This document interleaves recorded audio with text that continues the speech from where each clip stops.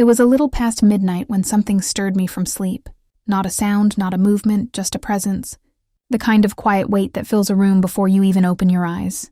The air was heavy, too still, almost listening. I blinked into the dim light. The moon pushed faint silver lines through the blinds, cutting across the floor and spilling toward my bed. For a moment I thought I was dreaming, until I felt the mattress dip beside me. Someone was there. My heart thudded once, hard. Then I saw him, standing at the edge of the bed, still as a shadow. "My son, Ethan?" I whispered, my voice catching between sleep and fear. "What are you doing up?" He didn't answer right away. His hood was pulled tight over his head, his hands buried deep in the pocket of his sweatshirt. 17 years old, too old to come into my room in the middle of the night. Not since the days of thunderstorms and bad dreams. I sat up and patted the space beside me. "Come here, sweetheart." "What's wrong?" He hesitated, then climbed onto the bed, careful not to make a sound. He sat cross-legged, his gaze fixed on the floor. The silence stretched long between us, thick and uneasy. Something was terribly wrong. "Ethan," I said softly. "Talk to me. Did something happen?" He nodded once, slowly. His eyes looked hollow, rimmed with something more than exhaustion. A quiet kind of pain that made my chest tighten. "Are you hurt?" I asked. He didn't speak, just clenched his jaw. That small movement told me more than any words could. I reached out, placing my hand on his back. "Whatever it is, you can tell me." He took a shaky breath. "I messed up, Mom." My pulse skipped. "What do you mean?"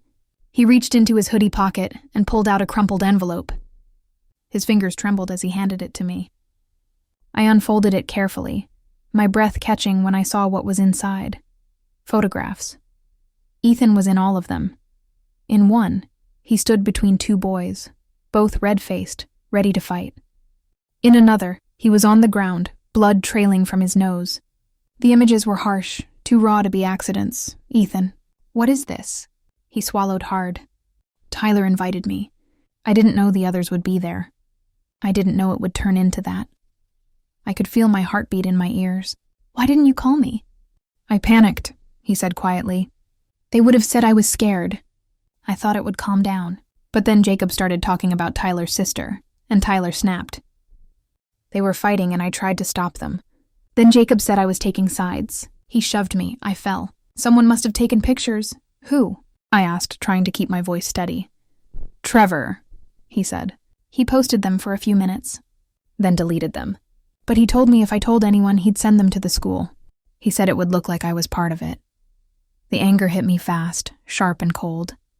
"He's blackmailing you?" Ethan nodded, his voice cracking. "He said I'd get suspended. I didn't want to disappoint you."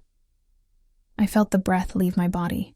All the fear, the shame, the confusion that he'd carried alone. I could see it now, sitting heavy on his shoulders. I pulled him into my arms. For a moment he resisted, then melted into me, just like he used to when the thunder got too loud.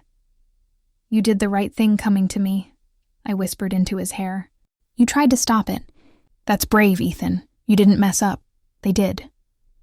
He let out a long, trembling exhale, as if releasing days of fear. "I want to tell the school counselor," he said softly. "But I don't want to go alone. You won't," I promised. "We'll go together." He nodded, and for the first time that night, I saw a flicker of relief in his eyes. When he finally drifted to sleep beside me, I couldn't close my own eyes. I just lay there, listening to his breathing, slow, steady, peaceful.